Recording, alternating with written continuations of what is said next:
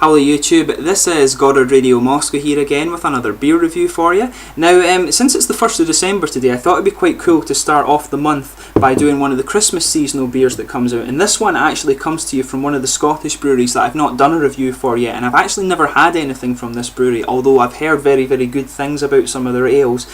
So today I have for you the Inveralmond's Santa Swallie. Now, Swallie is just a Scottish word for referring to taking a drink of something. Usually say like a swally of beer, or and then you have a dram of whiskey as well, but these are sort of older terms. We still use dram, the younger people, we still use dram for whiskey, but not really swally in my experience. Maybe it's different in other parts of the country. As I say, I'm from the Central Belt, but I study in Aberdeen, so it may be just different terms and things like that. But anyway, as is usual with my beer reviews, I'll just take you through a little bit of a history of the brewery, and as I like to do with the Scottish ones as well, I'll tell you a little bit about the local area as well. But if you are simply just interested in the tasting of this beer, then feel free to fast forward towards the last few minutes of the video and you will catch that segment.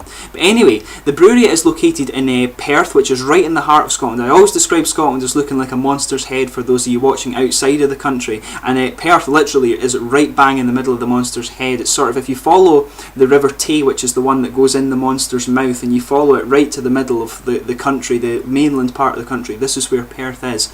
But Perth is often referred to as the gateway to the Highlands because you have the Great Glen that heads up north towards Inverness and things like that, just right in the bottom of it. You've got these hills either side of it. It's a really beautiful part of the country, but it's famous for being close to Scone Palace, where the Scottish kings were crowned prior to the Union of the Crowns in 1603 with England. And this is an interesting point. A lot of people often forget that it was the Scottish monarchy that took over the English monarchy basically at this point. All the English kings had died out, and it was King James, I can't remember what number he was, I think it was the 7th of Scotland and the 1st of England, something like that, but he was the one who took over the monarchy and united the crowns in that point. But this is a very pretty part of the country. Perthshire is really, really beautiful. It's famous for the rolling hills of Perthshire that you see, and you've also got the start of the Grampian mountain range, which heads all the way up. It goes all the way up the northeastern part of the country. But Perthshire is actually a region that's very famous again for its pure water, as I mentioned with the Speyside Craft Brewery when I did that beer review. And there's a lot of exported Scottish water actually comes from Perthshire. Highland Spring, I think, is the main one. But this has led to the region for being very famous for its whisky distilleries. The ones you get in Perthshire are Aberfeldy Dewars, Blair Athol, Dalwhinnie, Aberdour, Glenturret and Tullibardine. Tullibardine are actually quite interesting because they've started brewing beer recently, and I have one of those that I'll review for you at a later date. But anyway, to move on to the history of this brewery itself. Now, Inveralmond Brewery opened up on the 14th of May 1997, and this was over 30 years after the closure of the last brewery in Perth, and this one was called Wright's Brewery. Now, the website actually doesn't have so much of a history on it, but it actually talks a lot about the people who work at the brewery. So the founder of the brewery is Fergus Clark, who was originally from Clydeside over in the sort of Glasgow region of the country, and he worked for some time at some of the biggest beer brands in the world. The ones that were listed there were Grand Met, Courage and S&N. The brewery's head brewer is Ken Duncan, who is another one. I think he's from Glasgow as well, and he was a home brewer who really turned professional, and he actually won many awards for his home brewing. And after this he went to study brewing at university, but his first job interview for a professional brewing post, he apparently took 2 bottles of his home brew along, and these were drunk by his interviewers in the interview itself, and it resulted in him getting the job. So it's quite a funny story, that as well.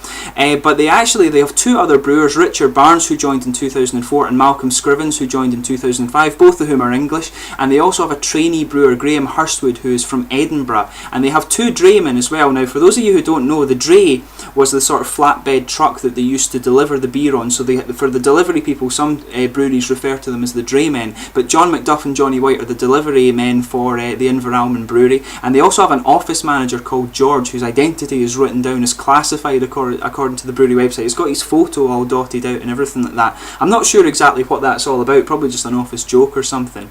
But there's a good section on the website actually where they explain all about the ingredients that they put in their beer, and they have a good description of their brewing process and all their machinery and stuff as well. I'll put the link to the brewery website in the description for you. You can have a little look at that. I'll probably talk about that in one of my later videos that I'll do for the Inveralmond Brewery. I've got a couple of their other beers to do. But these beers, as I mentioned, I can only remember these beers coming into the Scottish supermarkets maybe within the last year or two, and this was when I first noticed them. But apparently they're quite big these days. You can get them all throughout Scotland and the UK, and apparently they export to the US, Canada, Sweden, Norway, Italy, and even Mexico these days. So they've gotten quite big in a fairly short period of time. As I say, it's 1997 they formed, so they're about 16 years old today. Obviously that's not so much of a short time, but it's a good level of growth they've had in that period of time. But their other beers, they've got two ranges of beers. They've got the Classic Collection, and these ones are all named after quite significant Scottish things. There's one that's called Independence. This is a malty fruity ale.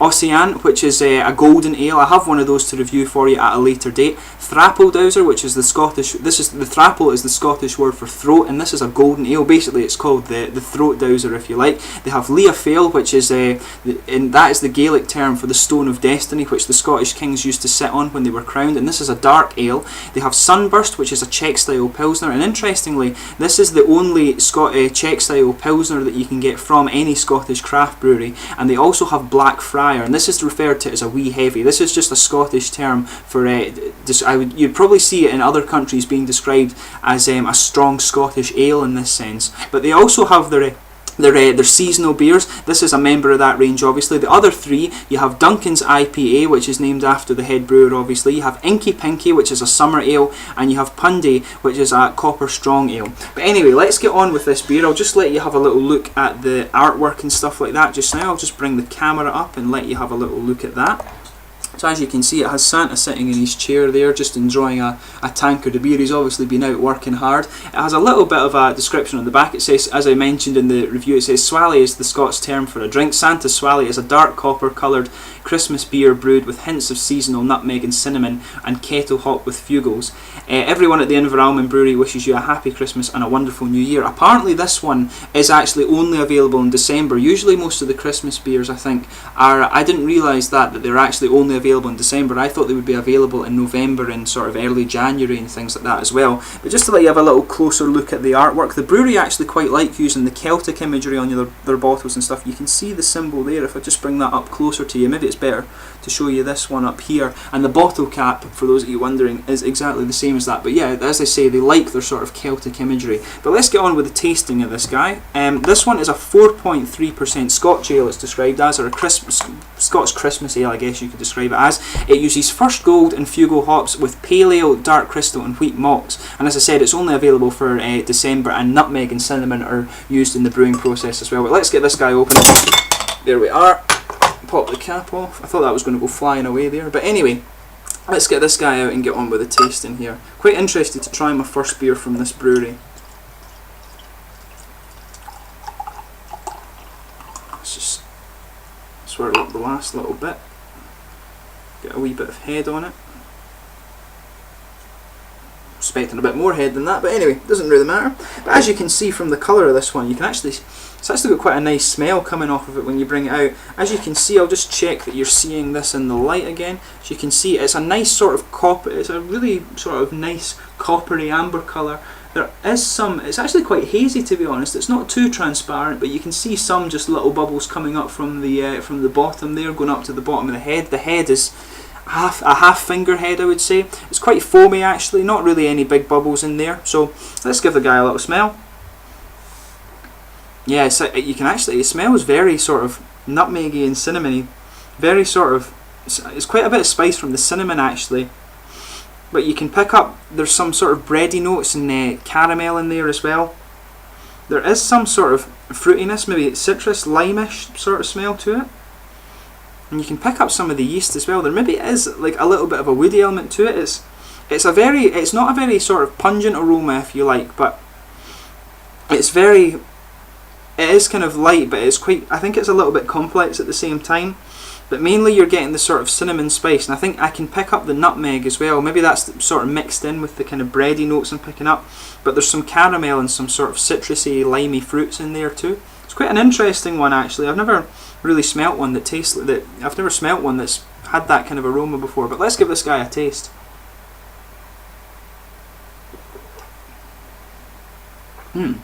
It's quite, as you would expect, you're getting the sort of cinnamony spice up front.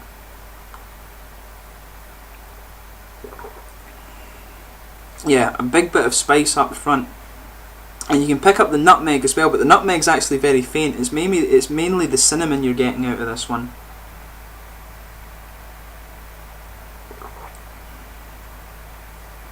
In the middle you're getting the malts, but the malts are actually fading very fast. They're not hanging around for a very long time.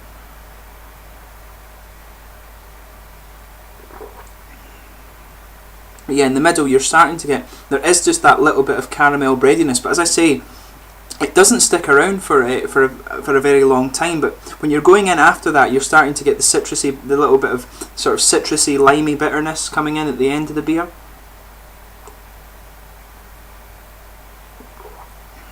But yeah, basically, yeah, you are getting, as you take it in, you're getting the sort of cinnamon spice from it, just a little hint of nutmeg in there, but it's quite faint. You get the malt body in it after that, but that fades very quickly, and it becomes a sort of kind of wettish mouthfeel, if you like, and then you get just a little bit of sort of citrusy, limey bitterness to it after that. So definitely, yeah, I'm surprised at how kind of light-bodied this one is in terms of the mouth. I would describe this one as, yeah, light to mid-bodied. It's quite smooth actually for the mouthfeel. The carbonation is quite moderate.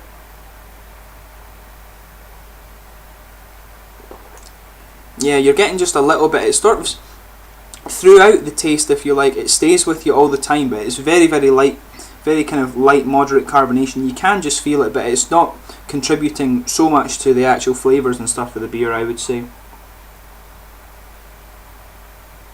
But yeah, it's the thing that's surprising me about this one, for being a sort of Scotch ale, is it's not so malty. It's actually very, very light. And that really surprises me about the Scotch ale style. The Scotch ale is always a really, really malty beer. So this one is something a bit different. Apparently, I read about this one, you can alter the temperature at which you serve it, and if you serve it as a bit warmer, mine was chilled to about, I think, 6 or 7 degrees. It recommends that you serve it at 10, but then apparently if you have the temperature a bit higher, you get the spice flavour kind of coming out a bit more,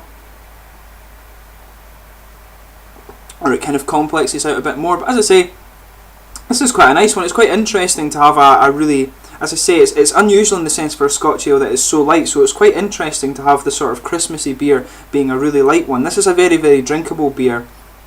I'm not sure if crisp is the right way to describe it, but it's very, very light bodied, and as I say, unusual to have a Scotch ale that is so light in that sense. But you've got the nice sort of mix between the cinnamon spice. The cinnamon spice is quite a bit more prominent than the nutmeg, I would say. You have just a little bit of the sort of caramel, bready malts in the middle, and then it goes into a sort of limey, citrusy bitterness just at the end. So it's fairly nice. If you get the chance, I recommend you should give it a try, see what you think of it. Beer's always subjective, so you'll always like different things from me and things like that. A lot of people do sort of like spicy beers. Spicy beers is kind of something that I need to explore a little bit more, but I've enjoyed this one. I highly recommend that you give it a wee try, and I've heard very, very good things about the other beers from this brewery as well, and I have a few of them, and I will review them for you at a later date. But anyway, I hope this beer review's been informative for you. This is obviously my first one from the Inveralmond Brewery. It doesn't disappoint. I recommend you pick this one up if you get the chance. It's only available in December, so be quick if you're going to get it. But anyway, thanks again for watching my beer reviews.